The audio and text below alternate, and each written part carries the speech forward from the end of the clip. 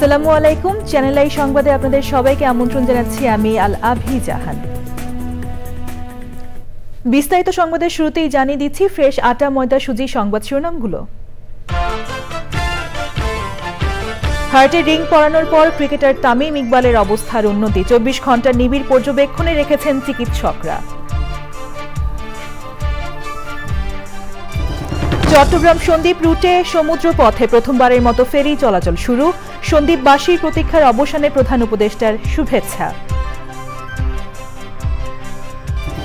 নোয়াখালীর হাতিয়ায় পথসভায় হামলায় জাতীয় নাগরিক পার্টির নেতা হান্নান মাসুদ সহ কয়েকজন আহত, জড়িতদের আইনের আওতায় আনার দাবি।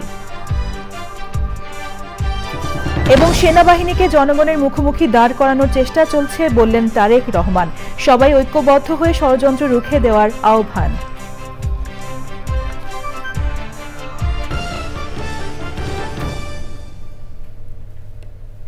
সংবাদ শিরোনামগুলো জানাচ্ছিলাম। এখনকার এই সংবাদ আয়োজন একই সঙ্গে চ্যানেল আই এর ইউটিউব চ্যানেলে এবং চ্যানেল আই এর ওটিটি প্ল্যাটফর্ম আই স্ক্রিনে লাইভ স্ট্রিম হচ্ছে। এবার বিস্তারিত। জীবন মৃত্যুর সন্ধিক্ষণ থেকে ফিরে অনেকটাই আশঙ্কামুক্ত ক্রিকেটার তামিম ইকবাল। সাভারের একটি হাসপাতালে তার হার্টে রিং পরানো হয়েছে। তার চিকিৎসা ও স্বাস্থ্য পরিস্থিতির পরবর্তী পদক্ষেপ জানা যাবে 24 ঘন্টার নিবিড় পরিচর্যা শেষে। তামিমের স্বাস্থ্যের খোঁজ খবর নিয়েছেন প্রধান উপদেষ্টা অধ্যাপক ডক্টর মোহাম্মদ ইউনুস।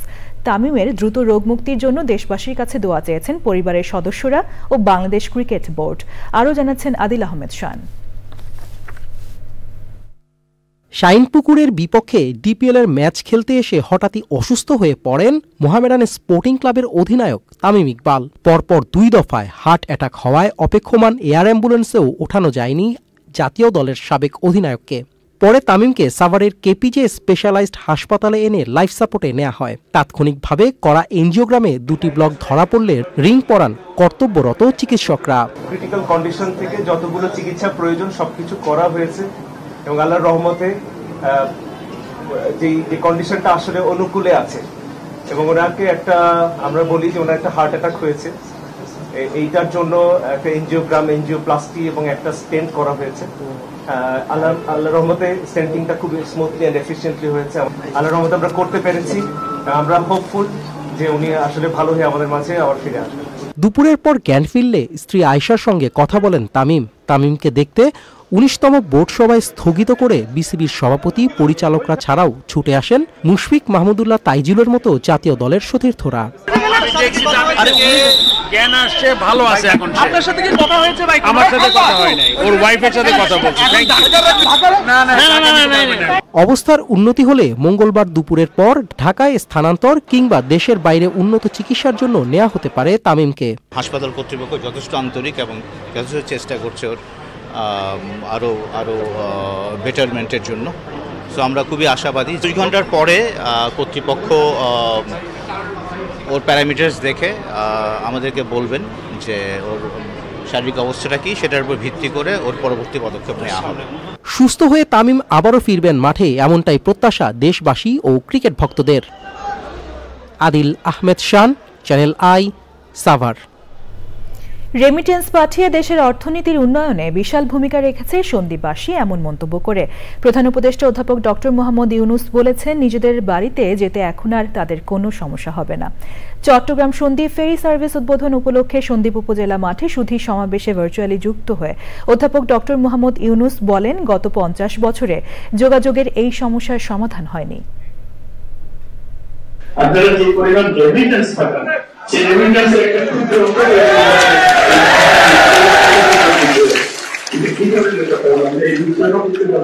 আপনাদের পয়সার অভাব হচ্ছে না, এটা তো মনে হয়। এটা শুধু আপনাদের সেই সুযোগটা আচারটাকে সুযোগটা করে দিলে সমস্ত সন্দ্বীপকে নৌবন্দর ঘোষণা, কবিরা মুক্ত করা, খাত উন্মুক্ত করা, ঢাকা কবিরা বাস চালু করা, ফেরিঘাট এলাকায় সংযোগ সড়ক নির্মাণ এবং নৌকা নিয়মিত ড্রেজিংয়ের উদ্যোগ নেওয়া হচ্ছে। এই ছোট ছোট উদ্যোগগুলো সন্দ্বীপবাসীর দীর্ঘদিনের ভোগান্তি কমিয়ে আনবে, এটি আমরা আশা করব। 50 বছরও যে কাজ হয়নি, আজকে সেটি খুব কম সময়ে সম্পন্ন করেছেন তারা। ফেরি চলাচল নির্বিঘ্ন রাখতে প্রয়োজনীয় সবকিছু আপনারা করবেন বলে আশা রাখি। এইভাবে ভারসাম্যপূর্ণ উন্নয়নের মাধ্যমে সম্মিলিতভাবে বাংলাদেশ এগিয়ে যায় এবং সত্যি এই অগ্রযাত্রায় নেতৃত্ব দেবে, সেটাই হলো কথা। বিএনপির ভারপ্রাপ্ত চেয়ারম্যান তারেক রহমান বলেছেন, সেনাবাহিনীকে জনগণের মুখোমুখি দাঁড় করানোর চেষ্টা চলছে। সাংবাদিকদের সম্মানে রাজধানীতে বিএনপির মিডিয়া সেলের ইফতার মাহফিলে ভার্চুয়ালি যুক্ত হয়ে তিনি বলেন, সবাইকে ঐক্যবদ্ধ হয়ে এই ষড়যন্ত্র রুখে দিতে হবে। রাহুল রায়ের রিপোর্ট। রাজনৈতিক দলসহ বিভিন্ন শ্রেণী পেশার মানুষদের সম্মানে নিয়মিতই ইফতার মাহফিল আয়োজন করছে বিএনপি ও এর সহযোগী সংগঠনগুলো। রাজধানীতে সাংবাদিকদের সম্মানে ইফতার মাহফিলের আয়োজন করে বিএনপির মিডিয়া সেল। বিভিন্ন গণমাধ্যমের সাংবাদিকদের নিয়ে এই অনুষ্ঠানে লন্ডন থেকে ভার্চুয়ালি যুক্ত হয়েছিলেন বিএনপির ভারপ্রাপ্ত চেয়ারম্যান তারেক রহমান।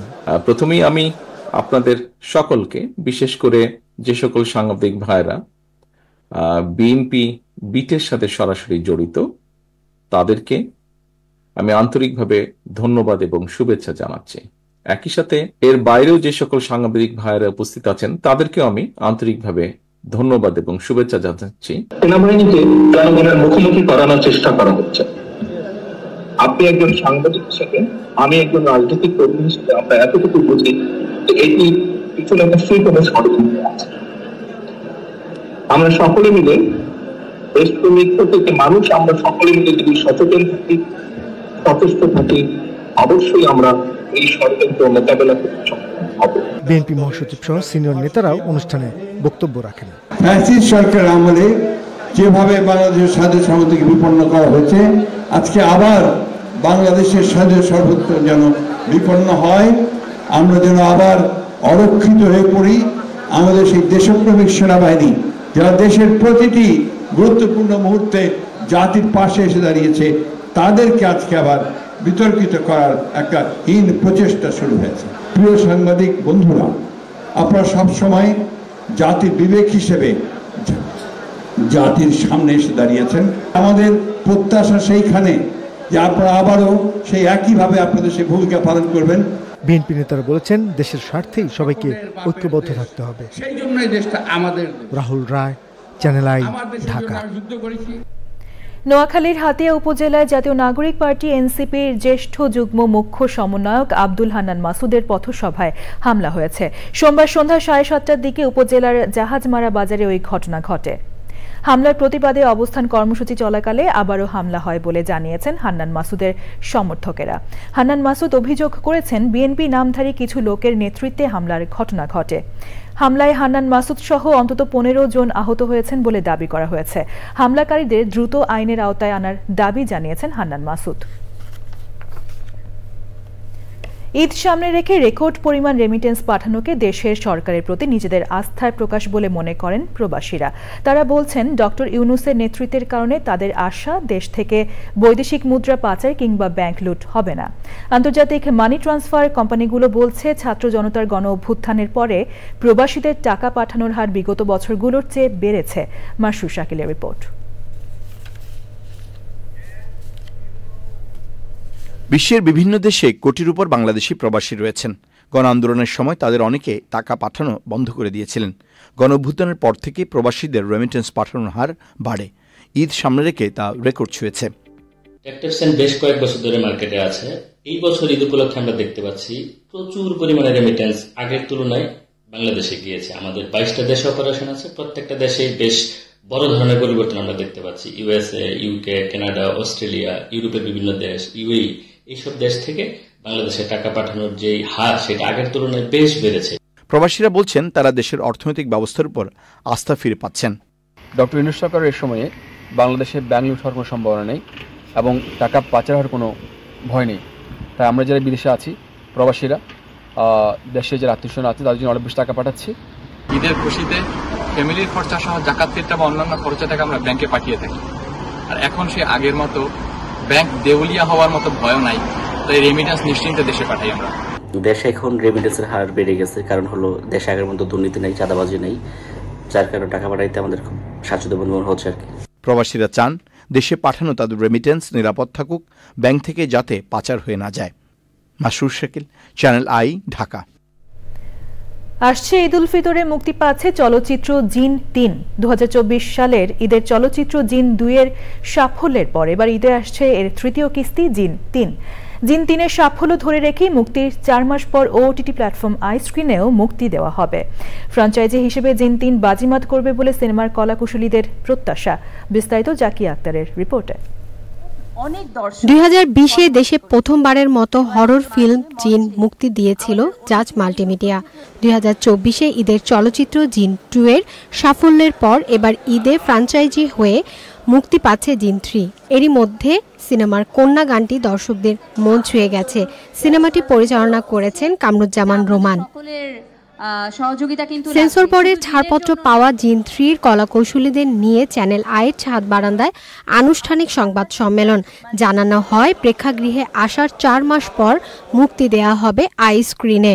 জিন 1 এবং জিন 2-তে বারবার মিস করছি যে আমরা এটার ওটিটি পার্টনার হিসেবে থাকতে পারিনি। ওই সময় হয়তো বিভিন্ন কারণে আমরা সঙ্গ দিতে পারি নাই, বাট এবার ওনাকে thanks and full channel I, Sagar uncle আছেন, আমাদের শাইখ সিরাজ স্যার আছেন, সবাইকে ধন্যবাদ যে এটাতে আইস্ক্রিনকেও এটা একটা পার্ট হিসেবে নেওয়ার জন্য। প্রথমবারের মতো জুটিবদ্ধ হয়ে অভিনয় করা অভিনেত্রী নুসরাত ফারিয়া ও অভিনেতা সজল বলেছেন দর্শকদের প্রত্যাশা ছাড়িয়ে যাবে সিনেমা জিন 3 দেখে। যে কাজটি আপনাদের সামনে নিয়ে আসছি সেটা যেন আপনাদের মনের মণিকোঠায় ঠাঁই করে নেয় এবং শুধু একজন নয়, পুরো পরিবারের সকল মানুষের সেই প্রচেষ্টা জিন শুরু থেকে করে এসছে এবং জিন 3 ইনশাআল্লাহ সেটা অবশ্যই করবে। অনেক বড় কৃতজ্ঞতা যায় চ্যানেলের প্রতি, সাগর স্যারের প্রতি, কারণ যখন তাকে প্রথম আমরা নিজ থেকেই বলেছিলাম যে we want you to collaborate আমাদের সাথে, তিনি একবারই বলেছিলেন যে হ্যাঁ we want to be part of জিন 3। Thank you so much Rafel ভাই এবং এন্টায়ার আইস্ক্রিনের টিম। ব্যবসা সফল এমন ফ্র্যাঞ্চাইজির সঙ্গে যুক্ত হতে পেরে গর্বিত চ্যানেল আই প্ল্যাটফর্মে এই চলচ্চিত্রটি সন্নিবেশ আমি মনে করি একদিকে আমাদের প্ল্যাটফর্মকে সৌকর্যময় করবে এবং তার সাথে সাথে আমাদের যে পারস্পরিক যে বন্ধনটা, যেটা ক্রিয়েটিভ বন্ধন, সেটাকে আরো সুদৃঢ় করবে। জিন 3 সাফল্য ধরে রেখে আগামী ঈদে জিন 4 আসার ঘোষণা দেন জাজ মাল্টিমিডিয়ার কর্ণধার। এই পরিবারের কাছে কিছু চাওয়ার নেই, আসলে সব দিয়ে অফুরন্ত দিয়ে দিচ্ছে, আমাকে অনেক কিছু দিছে আর দিয়ে যাচ্ছে। আপনারা যখন জিন 3 দেখবেন তখন বুঝবেন যে ফারিয়া আসলে সুযোগ পেলে খুব ভালো অভিনয় করতে পারে। সবচেয়ে উপরে ফ্র্যাঞ্চাইজ জিন 3 হয়ে গেল। ইনশাল্লাহ আমরা সামনের বছর জিন 4 নিয়ে আসবো। এর আগে চ্যানেল আইয়ের আইস্ক্রিনের সঙ্গে জাজ মাল্টিমিডিয়ার আনুষ্ঠানিক চুক্তিপত্র সই হয়। Zakia Akter, channel I, Dhaka. সময় হলো বিরতি নেওয়ার। ফিরে এসে আরো যা থাকছে। চেক প্রতারণার মামলায় শুনানিতে টানা গড়হাজির ক্রিকেটার সাকিব আল হাসানের সম্পত্তি জব্দ করতে আদালতের আদেশ।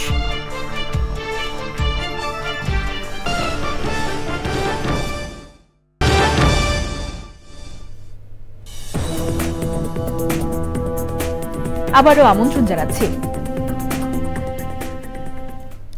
বিরতির পর এবার রয়েছে নিটোল টাটা কৃষি সংবাদ।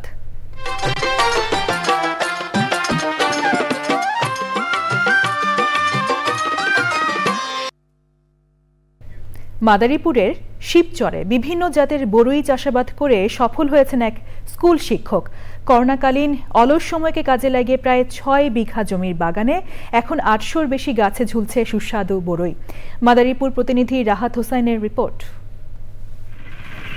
জেলার শিবচর উপজেলার সোনারঘাট কান্দি সরকারি প্রাথমিক বিদ্যালয়ের ভারপ্রাপ্ত প্রধান শিক্ষক মোহাম্মদ জসিম মাতবর করোনাকালে ঘরবন্দির সময়কে কাজে লাগিয়ে তিনি চুয়াডাঙ্গায় প্রশিক্ষণ নেন বরই চাষের। এরপর উত্তর বহেরাতলা ইউনিয়নের সোনারঘাট কান্দি গ্রামে প্রায় 6 বিঘা জমির উপর শুরু করেন বিভিন্ন জাতের বরই চাষ। প্রথমে যৌথভাবে একটা বাগান করেছিলাম, তো মাশাআল্লাহ ভালোই হয়েছিল। পরবর্তীতে আমি আলাদা হয়ে এই বাগান করেছি। আমার এটা প্রথম বছরের বাগান, ওপাশে আরেকটা আছে দ্বিতীয় বছরের বাগান। তা আলহামদুলিল্লাহ ভালো আছি। স্কুল দিনগুলোতে স্কুল করি, অবসর সময়ে শুক্র শনিবার বন্ধ থাকে, ওই সময় আমি বাগানে আসি, বাগানে এসে কাজ করি। আমার শ্রমিকরা সবসময় কাজ করে। আশা করছি আমি 10 লক্ষ টাকার ফল বেচতে পারবো, এখন আল্লাহ ভাগটা জানে। বল সুন্দরী, ভারত সুন্দরী, কাশ্মীরি সহ অন্তত 8 জাতের বরই রয়েছে এই বাগানে। এখানে গেলা এলাকার 5-7 জন আছে, এখানে তারা কাজকাম করে তাদের সংসারের মোটামুটি কর্মচারীরা কাজ করে খাইতে পারে। আমি ছোট একটা বাগান করছি, তার সাথে কিছু পরামর্শ করার জন্য যে ভবিষ্যতে আর কীভাবে বাগান করা যায় এর জন্য তার কাছে পরামর্শ নেওয়ার জন্য এখানে আসছি। আমাদের এই বাগান থেকে বড়ই বিক্রি করে আমি বাজারে আমার সংসার চলে। স্কুল শিক্ষক জসিম মাতবরের চাষাবাদের সফলতা দেখে অনেক বেকার যুবক বড়ই চাষের স্বপ্ন দেখছেন। মাদারীপুর থেকে রাহাত হোসাইন, চ্যানেল আই। এবার প্রকৃতি সংবাদ।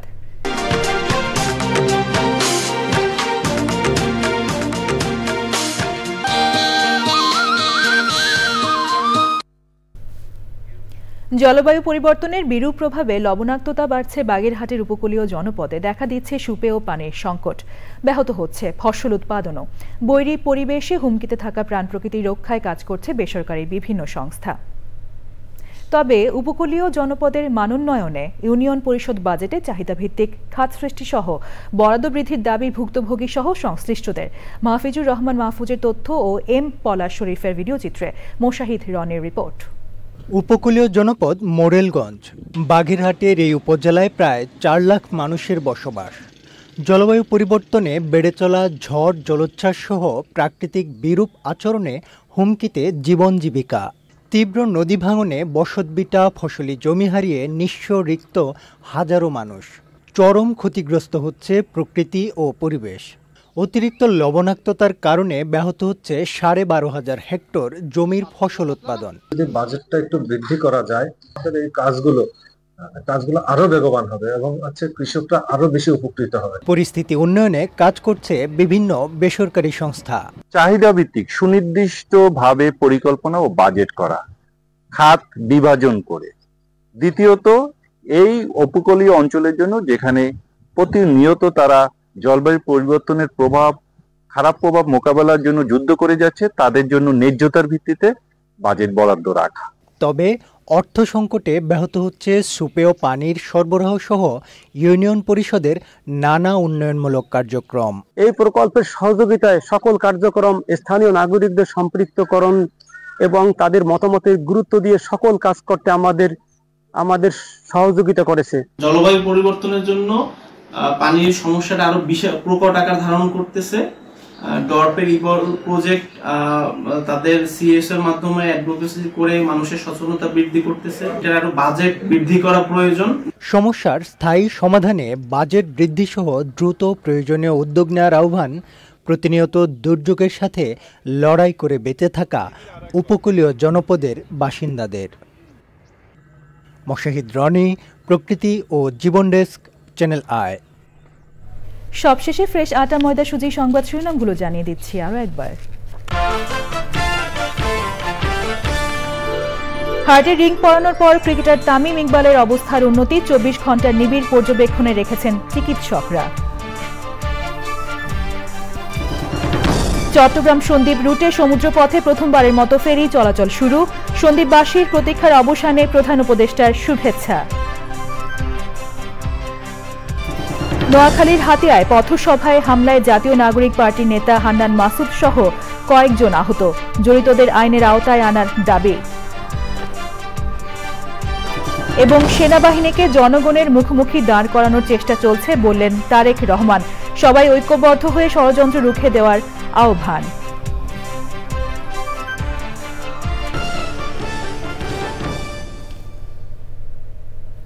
পরবর্তী শীর্ষ খবর দেখার আমন্ত্রণ জানিয়ে শেষ করছি। ধন্যবাদ সবাইকে।